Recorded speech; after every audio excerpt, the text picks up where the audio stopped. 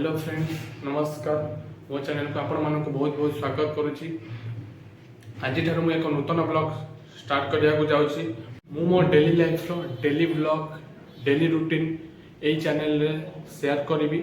एसहित विभिन्न प्रकार दर्शनीय स्थान जमीक बारुणी स्नान हो, बैशाखी मेला हो, आम कटक सबुठ प्रसिद्ध भारत प्रसिद्ध ऐतिहासिक बालीजात्रा हो, विभिन्न पिकनिक स्पॉट हो कि आमर ऐतिहासिक मंदिर विश्व पर्यटन स्थली हो कि आमर जेकोसी ब्लॉग हो आमर ये मोर फास्ट वीडियो। प्लीज मत सपोर्ट करूँ।